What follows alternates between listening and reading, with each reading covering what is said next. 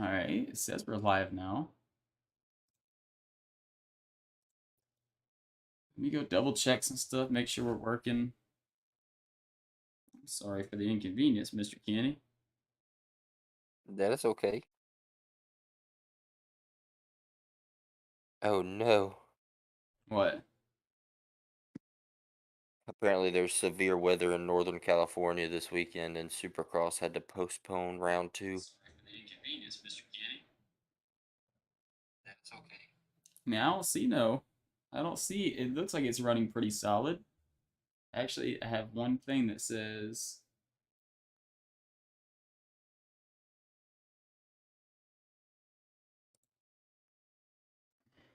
Double check it. One sec.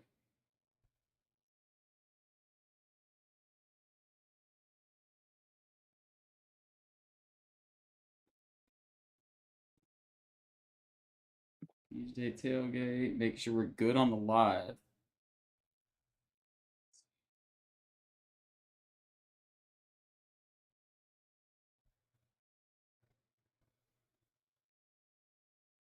I think we should be good. You think so?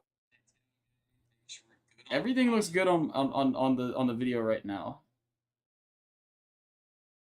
Try it again. Roll with it again. Part 2. Well, one more again. Are you ready? From the top, like nothing ever happened? Yeah, nothing ever happened. We can joke around about it if we want to. Hoorah. All right, episode 31. Alright. 3, 2, 1. I'm live. Welcome in everyone to episode 31 and a half of the Peach State Tailgate Sports Podcast. I am Kenny Cochran, joined by my co-host, Mr. Jake Hill. Oh, yeah. And I said 31 and a half for a reason, and that is because if you were tuned in to the YouTube live, you noticed that we went live about 10, 15 minutes ago and kicked this thing off in full celebration of what we got to talk about today. And through technical difficulties, we had to take a little recuperation period, knock that sucker down, go back up again. So take 2, but we're here, and hopefully we can get this ship righted back on the right path and hop in here and give you guys some good content. What we got, Jake? How we looking? We're not looking good again on the YouTube side of things. I was going to go ahead and say that now. We are having red alarms pop up again, but hopefully we can make it through this bad boy this go around. I think I might have pressed something last time, actually. I was trying to restart our stream. I tried to play it off like I did not do anything, but I did try to restart the stream and see if I can get the stream going, but I did not know if you press end stream, it also ends recording. So it kind of threw us all out of whack. Now I tried to start the stream back up, and it said, no, you can't stream. Something's wrong. So now we're back. It was a absolute mess that we just went through, but we're going to get this thing kicked off, and hopefully we can make it through this podcast without any more restarts, because, yeah, that would be no fun. Yeah, hopefully we can make it through this sucker. But hey, regardless, if you're on the YouTube side of things, you might have to deal with a little technical difficulties. We apologize for that. But hey, on the podcast side of things, the audio should be there. The recording should be there. So if you're listening to us on Spotify, Apple Podcasts, wherever you get your podcast, you should be A-OK. Yes. So without further ado, let's kick this sucker off, Jake. Welcome to Peach State Tailgate, the official podcast of the 2022-2023 Georgia Bulldog National Champs. Oh! Go Dogs, baby. Go Dogs. I mean, back to back, son. Dude, 2 years in a row, we run this thing back. Me and Jake been telling you guys the entire time we've been on this train. We've been talking about the boys, talking about the Dogs, talking about this coaching staff. The fans have been showing up and showing out. We've been here week after week. 15-0, man. Back-to-back national champs in dominating fashion, I will say. Last week we came in here and we talked about the Ohio State matchup after a multi-week sabbatical. I will say we came in and kind of broke the silence with the Peach State Tailgate Sports Podcast and talked about Ohio State, what we kind of saw from that game or what we were expecting to see from that game, and how it ended up. And boy, total barn burner. Obviously, you guys know that. And then headed into this title matchup, everybody was kind of expecting maybe a similar situation. You talk about closest college football playoff matchups of all time. And then you go into a national championship game against TCU, kind of a Cinderella story, I will say. Not to mention a Stetson Bennett Cinderella story, but nonetheless, a dominant Dogs team. And I'll be the first one to say, man, hand up, this game did not go at all how I expected, and the Dogs win in dominating fashion, and boy, does it feel good. It was too easy. That's what it felt like the whole time. And we talked about this a little bit earlier on take one. But yeah, it was just from the start, man. This game was an absolute runaway. Going into the game, I'm not gonna lie, I was a little bit anxious about seeing what this Georgia team could do against this TCU team. It's not so much about Georgia; it was more about TCU and the type of football they played all year long. This is a team that is known for coming back. That's kind of their mojo, their game. We talked about it multiple times with their timely defense, timely offense, all that stuff. Big play offense. And none of that worked for them on this game because we had our way on the defensive side of the ball. We had our way on the offensive side of the ball. Everything that Georgia could do right, they did. And it shows in that final score because, boy, it was terrible. Yeah, man, it was an absolute bloodbath, I will say. And I'll be the first one to say a lot of fans are going to come out here and say that it wasn't an exciting game. It wasn't a game. They wanted to see the close matchup. They wanted to see the nitty gritty come out there and fight to the very end like it was the Ohio State matchup.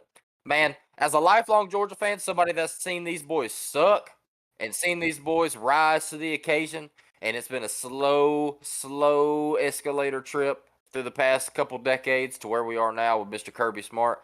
I am not past the point of not being excited for blowout wins. Yeah. I love every second of it. Yeah, me too, man. It's you mentioned it. We've been trying to fight for this stuff for years now. It seems like, and then last year we finally broke into that national championship, something that we felt like was going to happen for so long.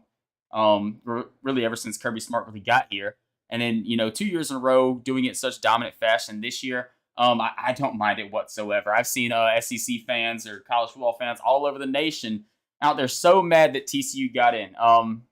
You should not be mad at the College Football Playoff Committee. You should be mad at the teams that they continuously beat throughout the season and Michigan. Michigan was a team that everybody ranked really, really highly throughout the season. Obviously, they were undefeated until they ran into TCU in that what was that bowl game? I'm sorry, I don't remember. I'm not going to try to search it up now. It's been too long. Until they ran into TCU in that bowl game going to the national championship, and they got outmatched by TCU in the long game. Crazy game we talked about last week, but yeah, they showed that they were a top four team. Maybe not a top four team, talent wise and personnel wise, but most deserving. They were definitely in that top four. Well, I mean, people are going to discredit TCU too, and that's not what we're going to do on this show. I think Jake and I have both been very open about giving TCU all the congratulations they deserve and all the props that they deserve because they had an absolute hell of a season, man.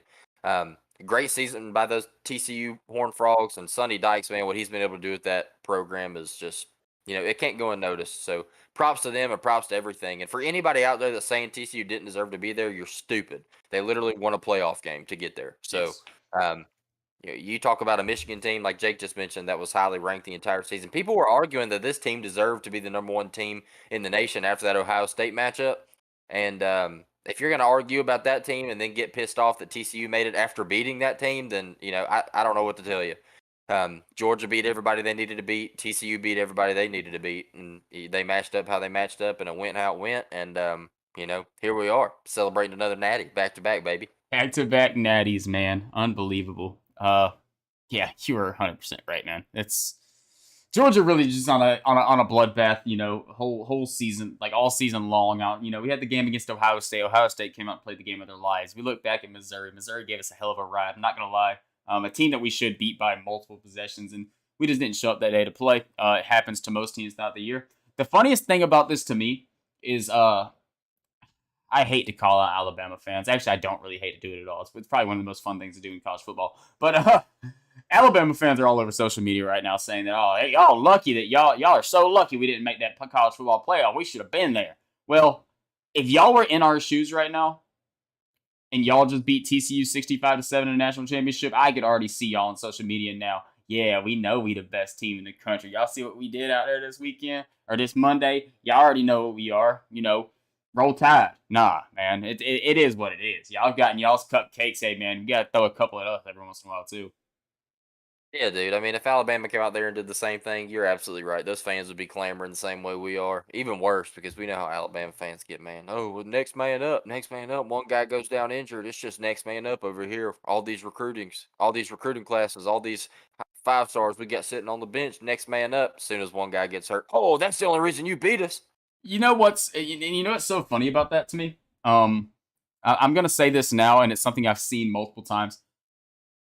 The whole world, I'm gonna say mostly Alabama fans, but the whole world is hating on Stetson Bennett right now because he is a 25-year-old that is throwing the ball and becoming a Heisman finalist, winning back-to-back national championships.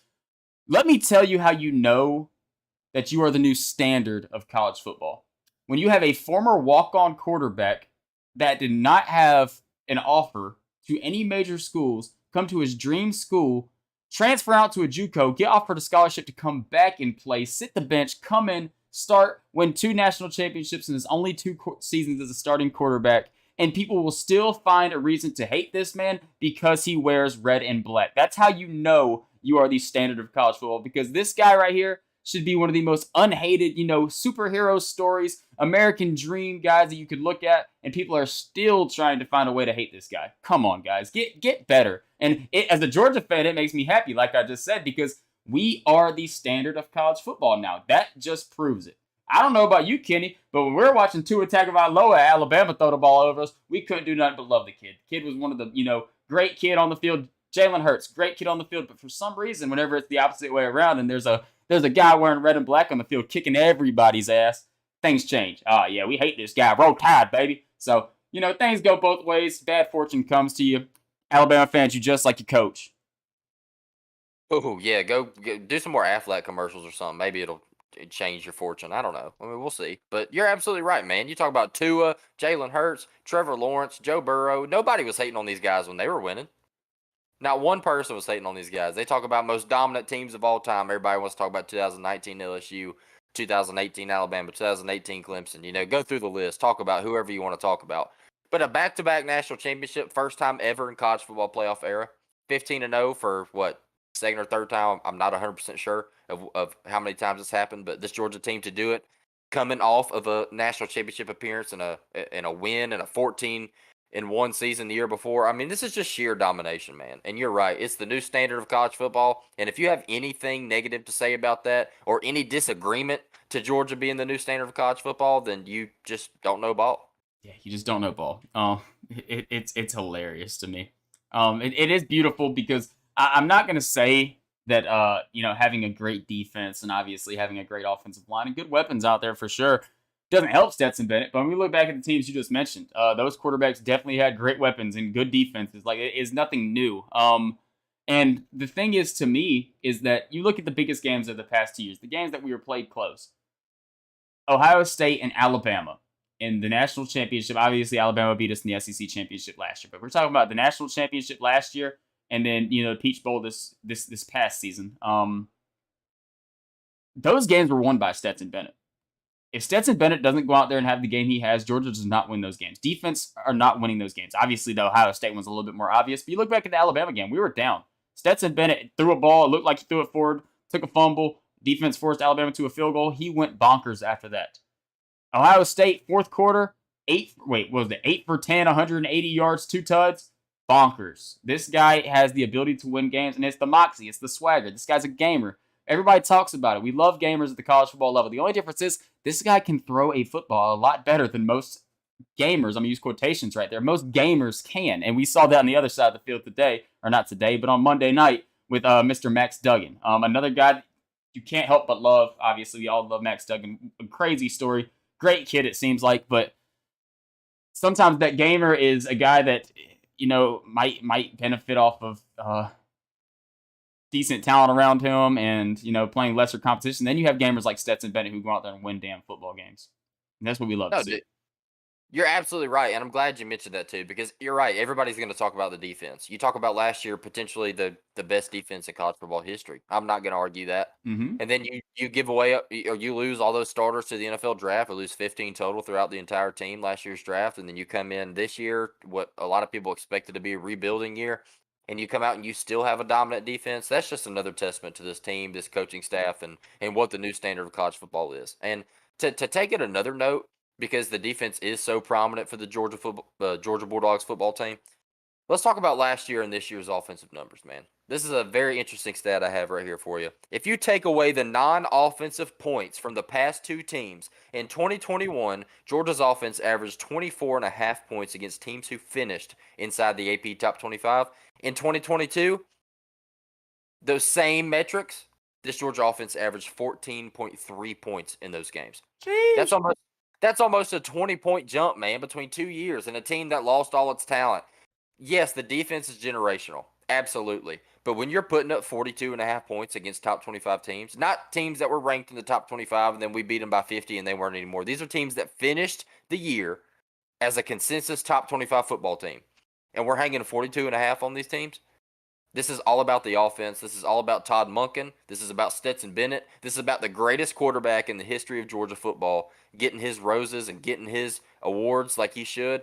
I mean, the winningest quarterback in college football playoff history, the most decorated quarterback in college football playoff history, a back-to-back national championship, and you're absolutely right. Him being 25 years old, man, has nothing to do with it. You'd be 25 years old too if you were a walk-on, transferred to a JUCO, came back, had to work your way into a starting job. Guess what? You'd be 25 years old because that takes time. It takes years to play for several different teams, several different schools. This is not him just hanging out and padding the stats. Dude hadn't been a full-time starter but 2 years. And guess what happened? He won back-to-back national championships. So if you want to hate on Stetson Bennett for whatever he's doing, I don't understand it. But as a football fan, I don't understand how you don't love this guy's story and you don't love the way that he carries himself and the way that he carries his team around him, because this Georgia football team has such a unique identity. It's an identity that we haven't seen ever with the Georgia football team, where the defense, we know the defense is going to be good. It's good every year, even when the teams aren't as good.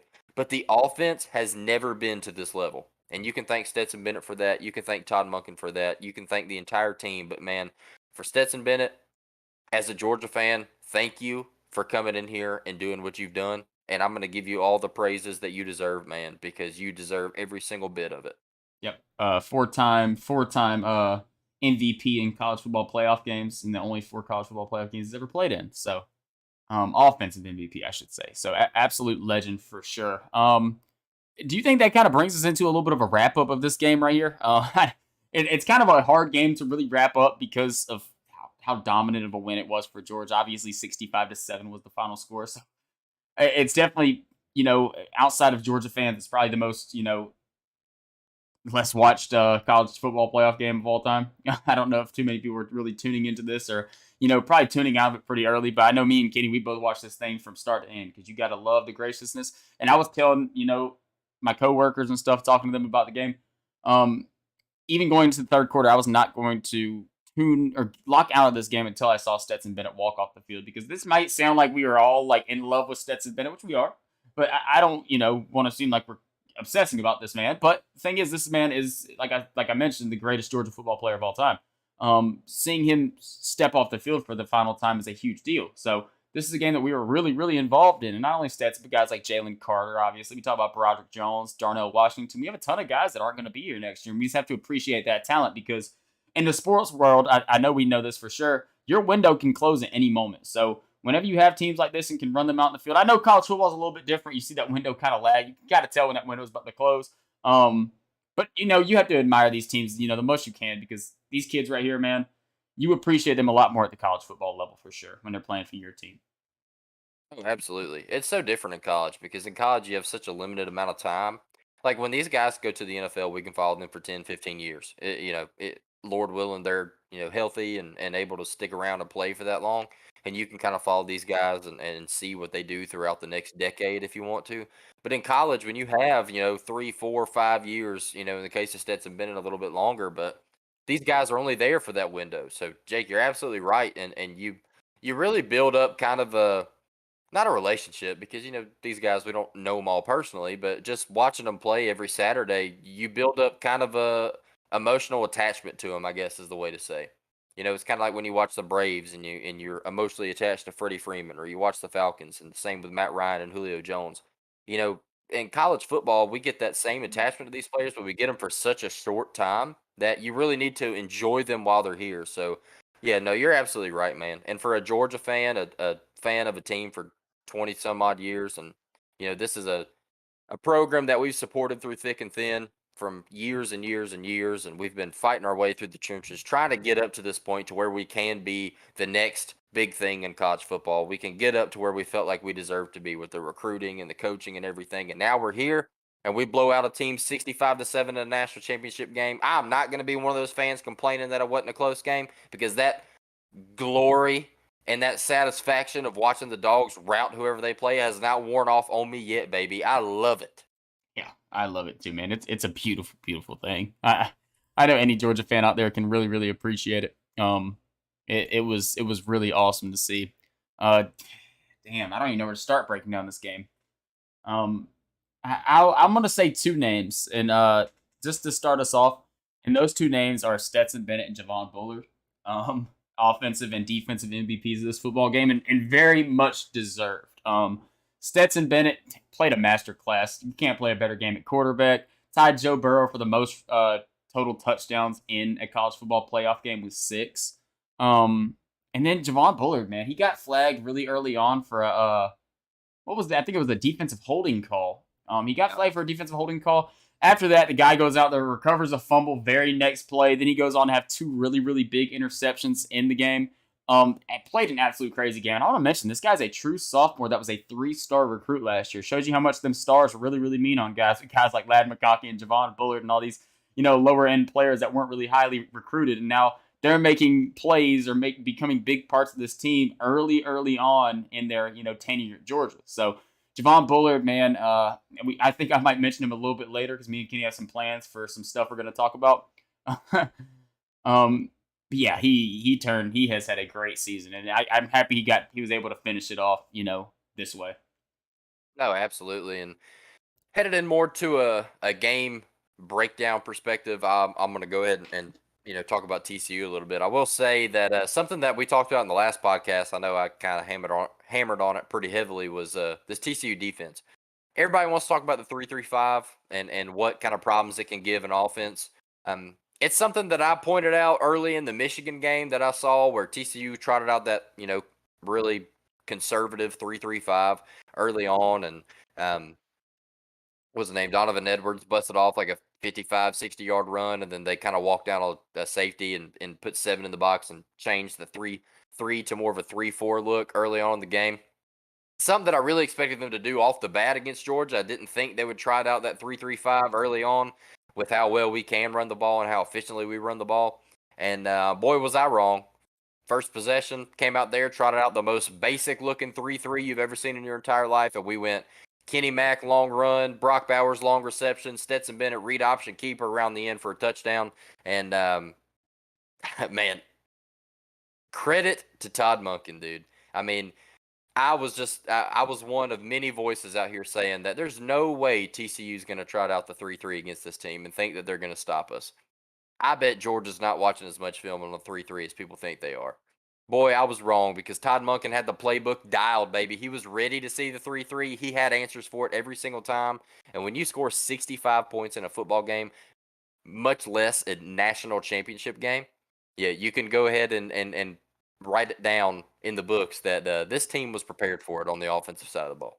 Yeah, Monken had another masterclass, something we kind of became used to recently in the University of Georgia. I want to say, 3 straight games now against LSU, Ohio State, and TCU that we have scored over 40 points, which is very, very impressive. Especially from a Georgia like this Georgia team. Not really saying this team we have now, but just from what Georgia teams we've seen in the past, it's not really something we're super used to, honestly. Because, especially in the Ohio State and LSU game, those points were needed. Like, we definitely needed those points. So, seeing us be able to hang in there, like in high shootout games, and be able to just score with the best in quotations offenses in the nation, because Georgia for some reason does not get that same respect because we're known as a defensive team, is awesome to see. And Monken's really that guy. We've seen guys like James Coley in the past come through the University of Georgia. And obviously the offense back then was a lot more vanilla than what we see now. And I think parts of that is because back then you saw a lot more teams kind of do what Georgia was doing at that time. And nowadays you almost have to kind of run a pro-style offense to win a national championship. You can't outrun teams nowadays. It doesn't really work like that. If you could, Michigan would probably be trying to win national championships every year, because it seems like they can't get that through their heads that, okay, guys, you might have to start throwing the ball a little bit more and become, get a quarterback that's not just a game manager. But yeah, teams are starting to figure that out, and Georgia has done a really, really good job at that. I want to give Todd Monken a lot of credit with Stetson Bennett. Stetson Bennett, we mentioned, he's a guy that struggled at the University of Georgia early on. Even the early on opportunities we got to see him on the field, nobody was super impressed with him. And it seemed like him and Monken definitely got together, figured some stuff out, figured out the play designs, that favored Stetson, and put him in a really, really good situation to perform. So, Monken, we preach this man like every week, it seems like, on this podcast when Georgia plays, but, he can't go unnoticed. He's an absolute stud. No, and I want to give us our praises too, Jake, because I know we're both on the record in the previous podcast giving our predictions of this game. And one thing you and I both said is that Brock Bowers was going to have a career game in this national championship. And boy, were we right. 7 receptions for 152 and a touchdown. Absolutely dominant. Pure domination from the best player in college football. Yeah. No doubt the best player in college football. We can go back at those predictions a little bit right quick. I do want to say, you said Stetson Bennett was going to have to be his best rushing game of his career. I want to say, one sec, I'm about to find them stats right here. It was his 4th. Not terrible. It was the 2nd best game of the year on the ground, though. 4th of his career. 39 yards on the ground. So he did produce very, very well on the ground. So that was the 39 yards, 2 tuds. You can't complain about that. Good prediction, Kenny. Yeah. Mine was Ladd McConkey was going to go over 100 yards. Obviously, we look back at the Ohio State game. He did not see much time on the field. He was kind of banged up. And he didn't quite hit it, kind of like Kenny's did, but a hell of a performance nonetheless. 88 yards and 2 touchdowns. So, hey, we'll take the touchdowns. I think that adds a little bit of boost on the yardage. So, hey, we were. I think our game plan was pretty well scripted for sure. I'll take 88 yards and 2 tuds over 101 tud all day. And I'm going to tell you the reason why this makes so much sense is because going into this game, all you hear about is TCU has the best cornerback duo in college football. That's all you hear about. Now, lining up A.D. Mitchell outside and, Arian Smith outside, those two guys had 2 catches for a combined 33 yards. Guess what? Y'all forgot about Brock Bowers and Ladd McConkey. Y'all just let them guys do whatever they wanted to you on the whole game. Your corners might have had a good game. I mean, A.D. didn't really make much noise other than that one catch. He absolutely won over somebody, so I guess it's pretty impressive. But, this was a Ladd McConkey and Brock Bowers show. And it was perfectly put on display. Those two guys went bonkers. Like you mentioned, Bowers, 7 catches, 152 yards a tud. McConkey, 85 catches, 88 yards, 2 tuds. And, man, Stetson throwing darts the whole game. One of those games where you look at it and you're like, I cannot find a single mistake this kid made because he balled out. Absolutely. Then talk about the defensive side of the ball. You mentioned Javon Bullard early on, the defensive MVP in this game. 2 picks. Amazing game by him. I want to talk about a guy in Smile Munden, dude. Smile Munden is filthy. Give it to me. This dude is gross, man. Watching him play, he's in on every play. He's flying around the field. He's sticking people. I'm talking about this dude is an absolute tank. You talk about a guy with Smile Munden, 6'3", 220, sophomore, Georgia boy from Dallas. This dude came out here, man. He's been playing good all season long, but he has been progressively getting better week after week after week after week. And a linebacker tandem between him and JDJ with 2 young guys. I mean, what more can you ask for? I mean, Smile Munden, JDJ, this is no shot at you because you have had an absolute amazing season. We've been singing your praises all year, but Smile Munden stuck out to me in this game, man. Dude is an absolute freak of nature, and obviously he is the type of guy you see, Jake, if you're watching us and it's not freezing up too bad, doing the cell phone, the telephone celebration that we saw from Stetson in the Tennessee game. If you haven't seen the clip on Twitter, go find it. Go see the Georgia players talking about who would play Stetson Bennett in a movie. Everybody came out there with the Matthew McConaughey's. We even had a Denzel Washington reference from A.D. Mitchell, legend. And then old Smile Munden comes out there and says, I think I could play Stetson Bennett in a movie. Gives this best Stetson impression, him doing the fist pump, doing the cell phone. So obviously this guy is a favorite in the Dawgs locker room around the school, and a favorite on the field for us fans, man. This dude is a lot of fun to watch. Yeah, really came on strong. Him and JDJ both. This is a position that a lot of people had circled going into the season. Is we had an idea of who the 2 guys were going to be with JD and J and Small Munden, but it was definitely circled that these guys could replicate the performance we had. I mean, you look at the linebacker group last year. I think it was three guys got drafted. The Kobe Dean, I'm sorry, my Quay Walker, Nakobe Dean, Quay Walker, and who was the other guy we had last year at linebacker? Oh, Channing Tindall. Channing Tindall, that's the name.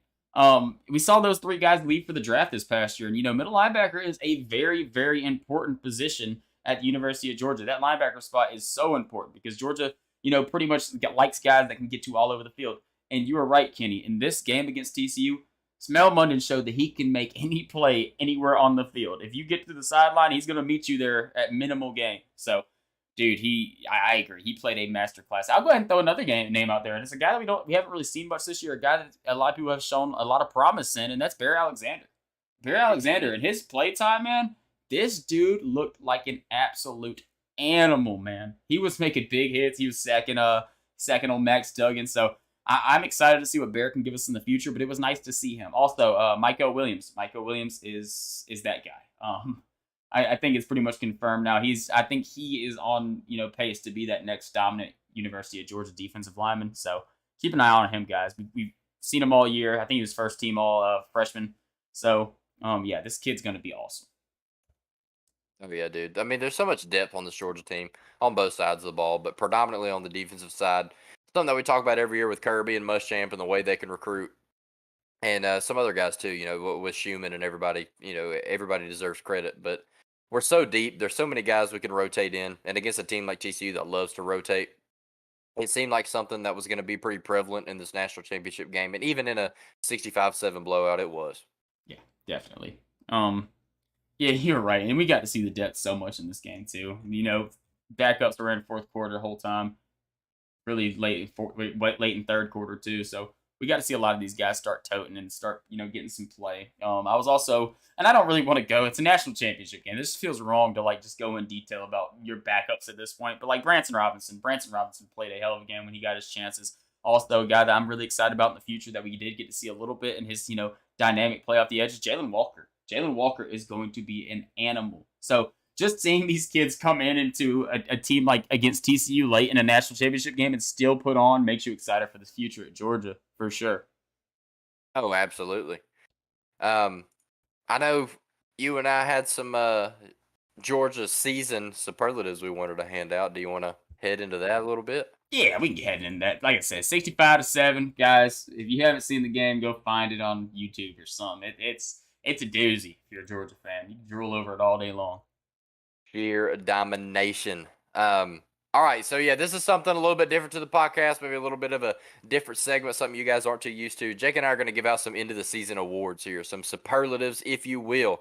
We got an offensive player of the year, a defensive player of the year, and a breakout player of the year for you guys. So offensive player of the year, not the most exciting pick here. Mine's Stetson Bennett. Stetson Bennett, man, I'm 100% with you on this one. Heisman finalist, the first time we've seen that in Georgia in a long time. I do want to throw two more names out there, and I think that if you're going to give a second and third place, it would probably be Kenny McIntosh and Brock Bowers in no particular order. I feel like you can kind of go either way. Brock Bowers put up 942 yards and 7 touchdowns through the air. That's not something we've seen from Georgia pass catchers, and especially in the recent past. And then Kenny McIntosh, man, 829 yards on the ground, 10 touchdowns rushing with 504 yards through the air and 2 touchdowns. So we're talking about a guy that had damn near we're talking about 1,200 yards, about 1,250 yards and 9 total touchdowns as a running back. This kid was awesome the whole season. Absolute stud, dude. Both of those guys. How about defensive player of the year? I guess this is where it gets a little bit more interesting without the Heisman candidates in the conversation. Why don't you kick us off here, Jake? Okay, so defensive player of the year is a very, very hard one for me. And this, to me, Jalen Carter has an insane impact on the field. Don't get me wrong, but I'm not going to put him as my defensive player of the year just because statistically he's not a very fun player. I'm going to make this a little bit more exciting. And I think that my toss-up right here is... It's so hard. I want to go with one of these linebackers so bad with Smell Munden and JDJ just because of how much they impressed me and how big of a factor they had. Also, Malachi Starks is a very, very honorable mention. But I'm going to go a combination of these two middle linebackers we had this year with JDJ and Smell Munden. These two guys, they roam the interior so well at that linebacker spot. Really surprised a lot of people. And it's so funny because sometimes, you're watching a Georgia game, and one week you're like, oh yeah, man, JDJ, he's the better linebacker. Then the next week you see, you're like, nah, Smell Munden's the better linebacker. Like these two guys, it's like a competition between the two every week, and I love to see it. But like I said, you can't go wrong with Jalen Carter. His impact is undeniable. Also, a guy like Chris Smith. I mean, he's a super good player on this defense. I don't think that Keely Ringo really gets much love in this aspect, but he's also a stud, guys. No, dude. I like those a lot. And yeah, Jalen Carter obviously is a generational talent, a guy they're talking about being the number 1 overall pick in this year's draft. Um, so yeah, for sure, you can't look past him in this conversation. But for me, I kind of went a similar route to you. I went a little bit, more under the rug, a little bit more eye test, and I went and looked at the stats, and they backed me up a little bit. My defensive player of the year is Chris Smith. Chris Smith, I love it, honestly. Chris Smith was an animal this year. I mean, you talk about a safety man, a guy that was pretty. I mean, a 4-star recruit. He was a top 30. I believe he was a corner He coming was out a of high school, corner. which is crazy to think because of the impact that he has in the run game and everything. And playing in the SEC, this dude has come in and absolutely dominated. He came in, he was the hero of last season, the pick six against Clemson to give us the win and kind of kick off the season in the right direction, if you will. And dude's just come out here and been nails all season, man.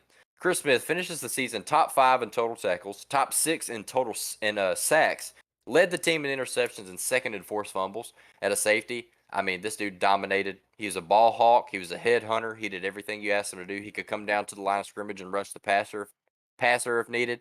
He went out there peanut punching guys. He flew around the field. And when you're watching a team like Georgia that has so many stud players around the field, and you can just kind of pinpoint one, like we mentioned with Smile Munnon in this game, it seemed like every single game Chris Smith had an impactful play, a big game-changing impactful play. And for me, I gave him the defensive player of the year for that. I think the way that he was able to change the game for us was just insurmountable. And I'm going to give this guy all the credit in the world, Chris Smith. This dude is somebody that I think is going to creep up draft boards a little bit. Yeah, I mean, we had this conversation on Monday. We're talking about Chris Smith, and this is no offense to Lewis Cine, and I know he hasn't really had too much success in the NFL. I want to say he suffered a pretty bad injury this year, but in my eyes, Christopher Smith is a better football player than Lewis Cine at the safety position. I think Lewis Cine is definitely more of your prototypical like hard hitting come downhill safety. But Chris Smith, if you watch him at the University of Georgia, man, if you see a guy catching the ball and you see Chris Smith flying in from 5 yards back, you already know that damage is about to be done because this guy can pop. Kenny mentioned it. This guy's an absolute ball hawk. If you put him in that deep third, he can make plays on the ball in the air. Maybe not as great as Malachi. Malachi's a freak athlete, but having a guy like Chris Smith who has the ability to damn near tackle like a linebacker and roam the defensive backfield with the best of them, it's a beautiful thing. And it's funny you mentioned the Clemson game because going into that game, Chris Smith was not a guy that was not on my radar much at all. And it seemed like he damn near pick sixed himself into being a top 5 safety in college football because as soon as that happened, Chris Smith took off. He elevated his game all the way up to being a top tier safety in college football. I'm really happy you said that though because he's another guy I didn't mention earlier when I was talking about the guys that we'll be seeing on the Georgia football field for the last time. And Chris Smith is a damn good dog, and with the team that has had Bakari Rambo in the past, who was that? Richard LeCount, obviously Lewis Cine. We've had J.R. Reed, a ton of great safeties come through. This guy might be the best of the bunch. Dude, I'm telling you, Malachi Starks obviously is on pace to probably be the best one, but Chris Smith, the way that he's able to dominate a football game is just second to none at the safety position, dude. This dude is an absolute beast, and I'm excited to see him at the next level. I think he may make a little splash. Late day 1, maybe day 2 guy in the NFL draft. I'm really pulling for him because I think he is somebody that could come in, start day 1 for an NFL team, and make a big difference in that secondary. Yeah, I don't know about you with Chris Smith. I feel like a lot of his stuff is going to be boosted by the combine numbers. I feel like that's a very popular thing with him because he's not really a guy that you see like he doesn't get to show off his blazing speed or anything like that on the field. So if he goes into the combine and runs a 4.35, like obviously we're going to see his draft stock shoot up super high. Yeah. So let's root for that for him. At really 4.4, he's still going to be in good shape. So if he can boost his combine numbers up, show that he's an absolute speedster too. Quick on the drills, and I'm sure that'll help his draft stock a ton. Oh yeah, for sure. Last one, breakout player of the year. Oh, this is a fun one. Want me to go? You got it. It's a 2-man race for me. All right, there's so many guys you could pick here. Mm-hmm. Uh, so many. I'm gonna go off the guy that impressed me the most this year, and mine's Dejon Edwards. Oh, I love it so much. Dude, this guy is somebody that we talked about week 1 of this podcast and what we were expecting heading into this Georgia football season. We did our season preview. We did all these SEC breakdowns. And Jake and I mentioned on the record that this Dejon Edwards is a guy that a lot of people were saying coming out of this spring camp, he's the best running back on Georgia's roster.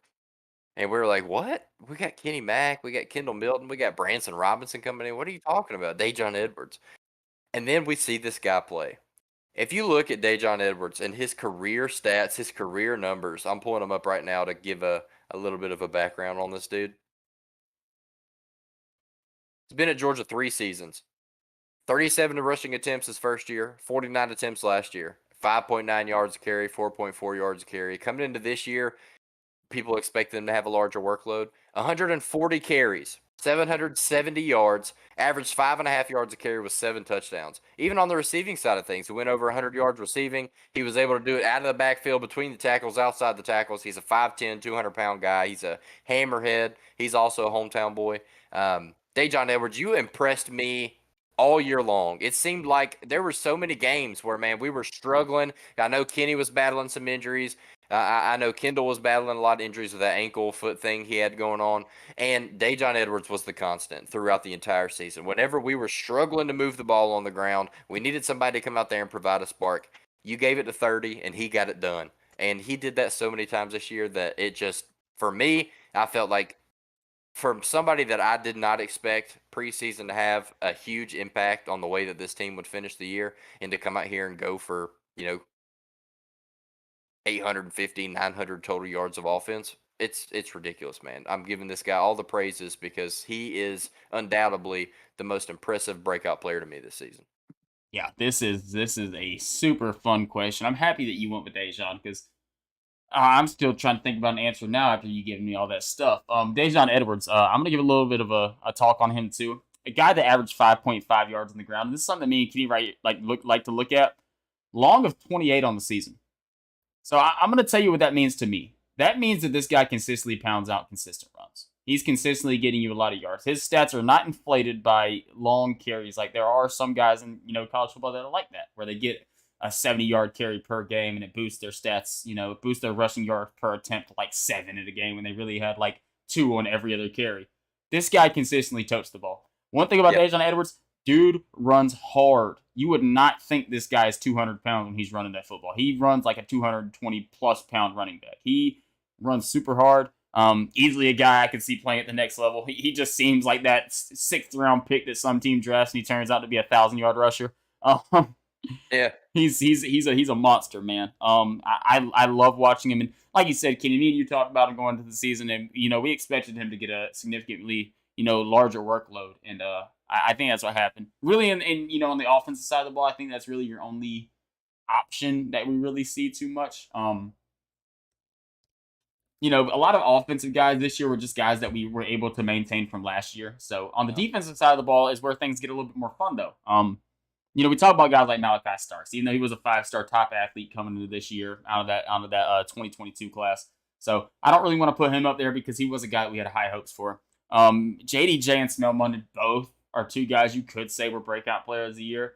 And then honestly, I also like Javon Bullard, and I think that's the route I'm going to go just because you want Dejon Edwards. That was going to be my guy, but I'm going to flip it to the defensive side of the ball. I'm going to say Javon Bullard, a guy that we did not see too much early on in the season. And then you were watching, you're like, holy cow, this Javon Bullard kid is making plays. And then as it got to the season, like later on to the season, college football playoff time, you're like, holy cow, this kid is a legit superstar on this defense. Like he is a star player on this Georgia defense, a defense that is loaded with talent. Like I mentioned earlier, this 3-star, 4-star kid, whatever he was, true sophomore, is making huge plays on this defense that is surrounded by talent. And I'm gonna go with him, man. I'm gonna give him a little bit of a shout out on this podcast today. I know I'm giving him a lot of love, but dude, he was a monster this year. He came out and showed up. He handled that nickel spot after William Poole stepped away from football. He took over that nickel spot and ran with it. No, dude, you're absolutely right. This is another guy finished top 5 on the team in total tackles, 3rd on the team in sacks as a defensive back with 3.5 is crazy. Finished, I believe, 2nd in interceptions behind Chris Smith. Yep, tied with Malachi. I mean, this dude is absolute stud, and you're right, a breakout player for sure. Because a guy like Javon Bullard, who you mentioned Malachi Starks, and a five-star freshman that you bring in, a guy that everyone expects to have some kind of an impact, and then you match him up with a Chris Smith that we saw from last season, bringing him back, and Javon Bullard's a guy that you really didn't know how much PT he was going to get headed into this season, and what kind of impact he was going to have on the team. And you're right, every time he was in the game, he was a game breaker. Yeah, he was an absolute monster, man. It was it was awesome to see. All right. Well, I think that wraps it up for the end of the season awards, man. I don't know if you have any closing statements, Jake, but as a Georgia fan, it's been an absolute pleasure. It was a beauty of a season. It's been a great past 2 years. I'm looking forward to three. Yeah, I'm looking forward to three. Kirby did his little celebration after the thing. I don't know if you saw it or not. He held up the one, he held up the two, and then he went and held up the three. So I don't know what that signifies, but to me, if Kirby's saying it, I believe it because we trust the process, baby. That's what we do. Um, yeah, this is not going to be our last Georgia podcast by any means. We also have recruiting, and obviously, we're going to do a lot of draft stuff. Me and Kenny are, we can give takes all day long on sports, but I know we both love the off season of sports too. That's one of the funnest moments to me in sports. I like to see movement. And dude, whenever draft coverage comes around and stuff like that happens, we're gonna go right back to these guys that are leaving this football team. We're gonna talk about where they're gonna be drafted. We'll have a whole episode probably, giving where we think these Georgia guys are going to get drafted, their combine workouts, all that fun stuff. So it's not the last time we'll ever hear about guys like Darnell Washington and Stetson Bennett and all these guys. But yeah, it's been a great season, man. It's been a fun time covering these dogs the whole year. It kind of feels sad that we made it through the whole year of Georgia. I think we covered almost every game. We might have slipped up maybe a week or two. But yeah, we made it through a whole season. This is really our first like full season of any sport we've covered. So it was a lot of fun. I wish we could have got on the Falcons a little bit more, but the bad thing is, me and Kitty, we both have real lives outside of this thing. So sometimes we can only do an episode a week, and whenever you only have an hour 30 to talk about sports, and Georgia's making a playoff race, and the Falcons are 3 games below 500, you kind of have to pick and choose who you want to talk about. Still love the Falcons. This is going to be our moment where we kind of get to talk about them a little bit more come up to draft time. Absolutely. Yeah. The all season stuff is super exciting for guys like me and Jake. And if you're even if you're a casual sports fan, man, and you're just excited to see who your team's going to land in free agency, or come draft time, or if you're just a college fan, you don't care so much about the NFL, but you want to see your boys succeed. It's an exciting time for everybody. I think everybody can find ways to get their blood pumping a little bit for the off season, and for sure we're going to have plenty of coverage for it. Yeah, it's going to be a lot of fun. It's going to be Well, beautiful. I know if we're talking football, I think we would be remiss if we didn't do a little men's league talk. You head up to the big boy league, man. Wild card weekend. Super wild card weekend. Oh, yeah. The playoffs are set. The table is set. The teams are in, and it is time for things to shake up. I'm pumped. We get Saturday ball. We get Sunday ball. We get Monday ball. There's a lot of teams in here, more than usual because they added the extra team. And we get some more football to look forward to. It's not college ball, but it's NFL ball, and we love it nonetheless. So I believe Jake and I are going to give you guys a couple picks and a little fun segment here. We're going to give our Super Bowl predictions. I love it. I love it. We're back on picks. It's been a minute. We're about to give picks. I want to say that me and Kitty are both going to give 2 official picks. No restrictions on what you have to pick. We can pick 2 favorites. We can pick 2 unders if we want to. We can pick whatever we want to. So I love to hear it, Kenny. All right. Well, I guess let's dive into it, man. Do you want to go first? You want me to go first? What you thinking? I'll give one first. Okay, I'll give my first official pick. My first official pick is going to be the Cincinnati Bengals -9.5. I don't think Lamar Jackson's playing. It's pretty simple for me. At that point, if Lamar Jackson's not playing, this Baltimore team is significantly worse with Tyler Huntley at quarterback. I don't see Baltimore staying in this game. I think Cincinnati is going to end up running away with this pretty easily. So it's kind of self-explanatory right there. I think I just gave my whole explanation. It's Tyler Huntley versus Cincinnati Bengals. Give me the Bengals by -9.5. I love it. Yeah, I'm with you. I'm taking that one as well. Bengals Nice. 9.5. Something interesting that I'm looking at right here too that I already have money on. I've got Bengals first half -5.5. Okay, I like it. Love that. Mm-hmm. All right, my next pick. Actually, I have 2 picks that I'm looking at right here. I'm very interested in both of them, but I'm gonna go ahead and give it out, man. I'm taking the Tampa Bay Buccaneers +2.5. Buccaneers plus 2.5 playoff. Brady made it. Hey, I'm with you on this. Just because you can say what you want to about the Tampa Bay Buccaneers during the regular season, they were not that great of a football team. But you don't play around with playoff Tom Brady. It's a different animal. This Tampa Bay Buccaneers team has probably some of the most experience in the playoffs when it comes to playoff atmospheres and stuff like that. And that stuff is a big deal when it comes to playoff time. Some of these teams can't function during the playoffs, and they're actually facing a team that we've seen in the past that has not been able to function in the playoffs. So I like that pick a ton. In a matchup against the Cowboys team at home that just Mm-hmm. lost playing their starters for 3.5 quarters against the Washington Commanders with a rookie quarterback in his first career start. Like, this team is not headed into this game with much momentum. I know the Bucs just lost to the Falcons, but Tom Brady played like a quarter and a half, maybe. The starters didn't play much. Um, Still, we'll take it. Falcons, we get first win over Tom Brady. Let's go. Desmond Ritter, 1-0 versus Brady in his career. He's already on pace to be the GOAT. Love to see it. But for the Tampa Bay Buccaneers, I think they head into this game with a lot of momentum, man. It's a home game. We know how it is down there in Tampa. Ticket prices are crazy. It's a wild environment. It's one of the best stadiums and one of the best atmospheres to play in the NFL. One interesting thing about this game.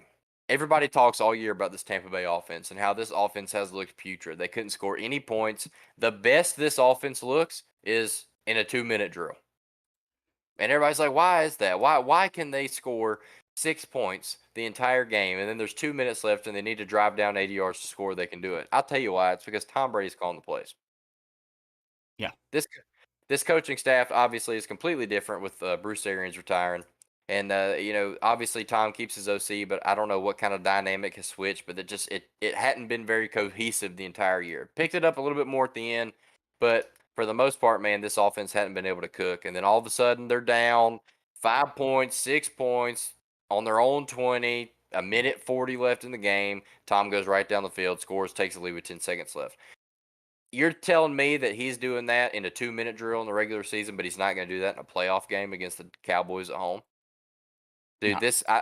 I think we're going to see a different Tampa team this weekend or Monday, I guess. This is the Monday night game. And look, hear me out. I'm a Dak Prescott fan. I Me root for too. Dak. One of the better guys in the NFL person wise.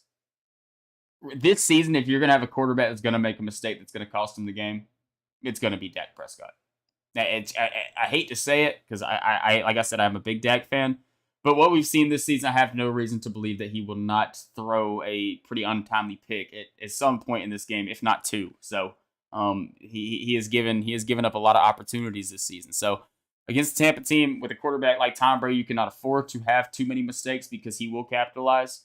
And it just seems like this Cowboys team is a team that will have mistakes on the offensive side of the football. Don't get me wrong, they have game breakers. They have guys like Michael Parsons and Trayvon Diggs who are absolute game breakers on the defensive side, can make a lot of plays. On the offensive side, we look at a guy like CeeDee Lamb, a legit wide receiver #1 in the NFL. Ezekiel Elliott and Tony Pollard, they're both still doing their thing this season. But mistakes are huge in playoff time. You cannot make those key mistakes, and it just feels like Dak Prescott's a guy that has the opportunity to make a couple of those mistakes. I agree with you. And before I turn it over to Jake to give his second pick, I'm going to say this is not an official pick for me, but I am probably going to be on the Giants plus the 3 against the Vikings. Yeah, I was looking at it too. This is a Vikings team that has won a lot of one possession games this year. It started to become kind of frightful, and near the end of the season, it kind of started to show that maybe this team's not as good as what everybody thought they were. And this Giants team can play. There's a bunch of dogs out there. I know they're going to be hungry for this win. We talk about a young quarterback like Daniel Jones, who's really proven himself this year. And, Saquon Barkley's back. He's doing his thing. They can get that wide receiver core healthy and on the field playing. That Giants team is a team they're not something to be reckoned with.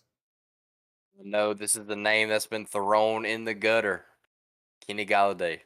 First touchdown as a Giant last week. Oh, it's the Galladay season, baby. Is he back? Hey, that talent has to be there. You cannot tell me that guy was a top 15 wide receiver, then fell off the face of the earth in the span of 2 years. That does not happen. Kenny Galladay was unreal. Healthy with the Lions. And if there's any spark left in that tank, it better come out in this game because Yeah, man, he's a great player. he is. It feels weird to say that because he's kind of a meme nowadays, but He you know, is. we have seen flashes of greatness from Kenny Galladay in the past. Maybe he might come alive in this playoffs. That'd be very much needed. That'd be a really good boost for this Giants team. That's already kind of Yes, it would. on a heater right now. Yeah, I'm just kind of rounding out the games right now. It's kind of hard to give an official picks. We mentioned these lines early on. I know Skylar Thompson's probably the guy in Miami this weekend. Still 13.5 is a lot of points. I would probably go Buffalo minus 13.5. I think it's a given that they're going to win that football game. I don't think Miami stands a chance in hell. If Tua Tagovailoa is on the field, it's a different story. I think that they have more fighting. Obviously, Tua beat the Bills earlier this season. Um, but I think my second official pick is going to be the under in the Dallas Cowboys Tampa Bay Buccaneers game, the under 45.5. We Love talked that. about it. Yeah, we talked about it earlier with Dallas and their offense. They can move the ball on the ground pretty well. Guys like Tony Pollard, he's had a really insane season this year, and then Zeke still gets it done. Zeke still scores touchdowns. I don't, for some reason, Tony Pollard will drive them 70 yards down the field, and they'll let Zeke get 2 carries in the red zone and get him in the end zone. So but man, this Tampa Bay team has just not allowed many points, and they also haven't scored that many points. So it just feels like one of those matchups where Tampa, their defense might lock down Dallas, and I don't really know if that offense is going to come super alive, just for the main fact that a lot of these teams out there with those good coaching staffs, guys, smart minds on the sidelines, smart minded quarterback, they're not in the game to cover a spread, which obviously No. they're underdogs in this game. They're in the game to win the football game. They don't care about racking up 40 points on you and beating you by 35. If they beat you by 3, they're just content moving on to the next round. Like, that stuff does not matter. So Exactly. I definitely see this game being a low scoring game. And honestly, I could say the same thing about Dallas. I don't really see Dallas trying to rack up the score. I think this is going to be a game that's going to be trying to be dominant with time of possession. Teams are going to try to dominate who can have the ball more often, and I definitely see that selling to be a low scoring affair. I'm not like super in love with it, but it feels like a really good pick to me. I feel like this game people are gonna have circled, and I don't know if offensively it's gonna have the outcome like a lot of people might think. No, dude, I love the under in that Tampa game for sure. That's something that I'm 100% going to be on. All right, so do you want to touch since we're kind of like not on the shorter side of things, but we're not doing terrible on time. You want to go ahead and like touch on these last couple games that we did not get the chance to mention, the Saturday games? Just we don't have to get no picks or anything, just a little outlook on what we think about them. Sure. All right, so kicking off wild card weekend, we have Seattle going to San Francisco, the 49ers. Geno Smith has been an absolute revelation this season. Kenneth Murray been an absolute stud too, toting the ball on the ground. But they are facing a different beast right now. This San Francisco 49er team may very well be the hottest team in the NFL right now. And it's so crazy to say. They are rallying around Mr. Irrelevant. They got Brock Purdy in. Trey Lance went down with the injury. Jimmy Garoppolo went down with the injury. Brock Purdy became the guy, that former Iowa State quarterback, a guy that was pretty damn good in college, but was not drafted very highly. Obviously, Mr. Irrelevant. They also go out and trade for Christian McCaffrey. At the time, we're kind of looking at it like, they had Jeff Wilson. Obviously, Jeff Wilson's now in Miami. He got traded a little bit, right after they brought in McCaffrey. What a boost. What a move. They gave up a ton, don't get me wrong, but holy cow. Christian McCaffrey, like I said, I'm going to give Purdy his credit, but McCaffrey, this guy has made this team a completely different monster. Like, I almost feel like I forgot how good this guy was on a football field because he was playing with a piss poor Carolina team. But now that he's actually on a good team again with a great, offensive mind with Kyle Shanahan, holy cow, Christian McCaffrey is that dude. Again, I'd love to see it. No, I'm with you. Something that I'm looking at in this game, you can get Geno Smith at over 1.5 total touchdowns, plus 194. I want to say he leads the league in 3 touchdown games this year. Plus 194. Or That's maybe it's 2 nuts. touchdowns. Brock Purdy, minus 102. Hey, he hasn't had a game yet where he's thrown under 2. Let's do it. Dude, It seems like it's a lock until it loses, right? Plus 200 odds on Geno Smith. I'll take that over all day. Mm-hmm. Love to see it, man. No, I love the Niners in this game. I don't know if I love them by 9.5, but I do love the Niners in this game. A game that I'm super excited for is a Saturday night game, and something that recently became more prevalent on my schedule. The Jacksonville Jaguars at home against the Chargers.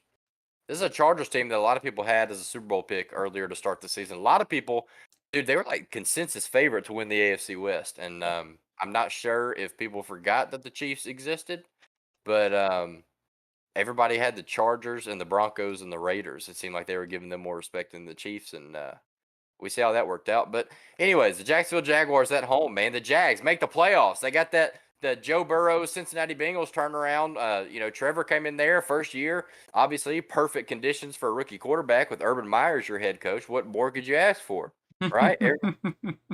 Everybody's talking about that offense. That team sucks. That team is trash. Why? Their depth chart looks pretty good. They got good players. Oh wait, their coach is out here in bars fondling around with 21-year-old girls while his wife sits at the house. He's kicking players in the face during pregame stretches. Yeah, this dude is an absolute buffoon. That was the issue.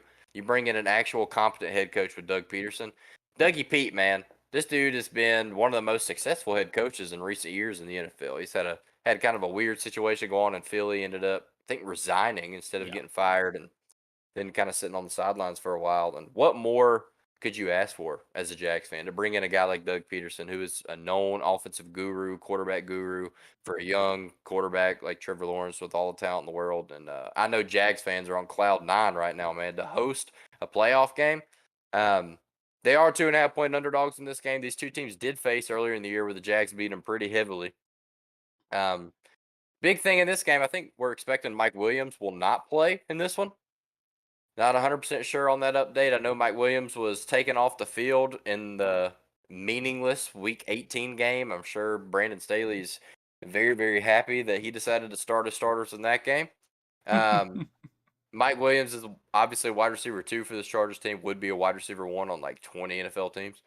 Dude is an absolute stud. So missing a guy like that is very, very significant. And for the Jags, they've been playing great ball lately. They're buzzing. I think everybody's healthy to my knowledge. 2.5 is not a big spread. It's not something that you take, you take that 2.5 with a grain of salt and you kind of put on your big boy britches if you're going to take it. But I like the Jags as underdogs in this game. If that line would get down to maybe 3.5, I'd feel a lot better about it, but I don't think it will. Yeah, I'm with you on that. I like the Jags, man. If I'm going to give you my biggest surprise team that could pull off a Super Bowl championship, I'm going to give you Jacksonville. Because I think that this Jacksonville team, when they are hot, if they can catch some of these teams on maybe a down day, this Jacksonville team can score points. Like, there's no doubt about it. This Jacksonville team can roll on offense. And they're just a team that nobody's really expecting much from. I think it's mostly just from the namesake Jacksonville Jaguars. It doesn't really have a great ring to it, in recent history for sure. But yeah, man, this Jacksonville team is real. Now, don't get me wrong. This Chargers team, I'm going to say I'm guilty of it. This was my Super Bowl pick to start the season. I had the Los Angeles Chargers winning the Super Bowl at the beginning of the season. I'm going to take my stuff back on that. I no longer think that is the case. And it's not personnel-wise. Don't get me wrong. This team went out and added, a lot of talent on the defensive side of the ball. Obviously, we look at the offense with guys like Austin Eckler, Justin Herbert, Keenan Allen, Mike Williams. Unlimited talent, it seems like, but for some reason, they just have not been as dominant as what we had expected to see from them. A lot of people thought they were going to be a dominant force in the NFL this year, and they have been damn good, don't get me wrong, but not really as dominant as what we thought. And this Jacksonville team, man, a lot of fight, and hey, playoff experience matters a ton. And you have a coach like Doug Peterson who knows what it takes to win a Super Bowl and to get a team there. With a young roster like Jacksonville has, a lot of dogs on that team. I love it, man. I think Jacksonville's going to win this football game. And honestly, like I mentioned earlier, I think Jacksonville, I will tell you right now, in a tougher conference, I think Jacksonville has a better chance to win the Super Bowl than Minnesota Vikings do. Ooh. I'll be completely honest. I'm going hot take all the way right here. I don't think Minnesota's a very good football team. I think Jacksonville, offensively, they can keep up with most people. I think defensively, they're solid enough where they can hold teams. I think that they are very similar in the aspect with a lot of the other AFC teams that we see. I don't know if that's even a hot take, honestly. Yeah, I guess people have fallen off of Minnesota a lot recently. I think Philadelphia is going to be a juggernaut. That's going to be the team to beat. If a team in the NFC can knock out Philadelphia, I feel like it opens things up a lot more. And then you have San Francisco as well. But I think right now, between San Francisco and Philadelphia, obviously throw in Tampa Bay with Tom Brady, I think that it's kind of a two-man race with Tampa Bay looking right outside that door, in my opinion. Yeah. No, I agree. I think the only thing that's hurting Philly right now is they got the stigma of being the number one seed. Hmm. I mean, there's only been one number one seed win the Super Bowl in the past 6 years, and it was Philly in 2018 or 2017, whatever it was, which is crazy. So if there's a team that's going to do it, it could be Philly. And then you look on the other side of things with the AFC, you got the Chiefs at the number one seed. I don't think anybody will sit here and tell you that they can't win the Super Bowl. So, no, dude, you're right. I mean, you talk about that Eagles team, man, they're nuts. Yeah, And they are now, crazy. Jalen Hurts gets a bye week to get healthy. I don't think he was back to his full self this past week. So, um, if that team can get healthy and get ready to roll, dude, they're for sure. I think the Eagles are a juggernaut. I agree with you. They've really turned around this season. Honestly, the addition of AJ Brown on the offensive side of the ball, making Devontae Smith where he can be more of a two wide receiver, is a beautiful thing. Both guys have made really good progression this year as wide receivers. AJ Brown's always been a stud, but seeing what he could do this year, I think he even went up a tier when it comes to ranking your wide receivers. For sure. Um, the next game I've got in front of me is Miami Buffalo. I know we already talked about that one a little bit. Crapshoot. Um, Giants Vikings. We talked about that one a little bit. Mm-hmm. Um, Ravens Bengals. We did talk about that one, and then we got Cowboys Bucks. Yes, I think we cleared up. I think we cleared up the weekend pretty well. Well, Jake, who, as of right now, before we've seen any meaningful postseason football at all, who is your Super Bowl matchup prediction? Kansas City Chiefs are going to beat the San Francisco 49ers in the Super Bowl. I It's like that it. simple. It's that simple. It's already written in the book. It's gonna happen. San Fran's probably the hottest team in football right now. Well, Kansas City, nobody's gonna stop them. If I was gonna throw out a secondary pick, it's gonna be Cincinnati Bengals against San Francisco. I think Cincinnati beats San Fran. I actually wrote the Chiefs. I didn't say who I think was going to win, but I had Chiefs Eagles, which is crazy because I just said that the last one seed to win a Super Bowl was the Eagles, and I'm picking 2 1 seeds to make it. But Hey, I like it. I like it. The curse gotta be broke, right? yeah, I think it's the Chiefs Super Bowl to win. That's not the most exciting take I will say on this show. No, it's like sitting around saying that Georgia's going to beat TCU in the national championship. It's not the most profound statement that we can make. But dude, I think there's 3 teams in the NFL that I watch them play, and I think it's going to take an absolute masterclass from the team on the other side of the football to beat this team. Can I guess? Yeah, Kansas City, Cincinnati, Buffalo. you're close. Kansas City, Buffalo, Philadelphia. It's Kansas City, Cincinnati, Philadelphia. Oh, you left Buffalo out. Oh man, that's gonna be a hot take. The only reason I left Buffalo out is because we've seen Buffalo shoot themselves in the foot. Hey, I love it. That's the reason I left Buffalo out too. I'm not a big Buffalo guy. I think you know that by now. I mean, Buffalo is obviously a great team. Josh Allen Yes. is an amazing quarterback, one of the best quarterbacks in the NFL for sure, top 3 undoubtedly. But with when I watch the Chiefs play and the Bengals and the Eagles, what I see is a team where even when they play bad, they play better than the other team. Mm-hmm. Unless the other team has an absolute masterclass of a game. They come out there and they play the best game they've played all year. I agree. Like they always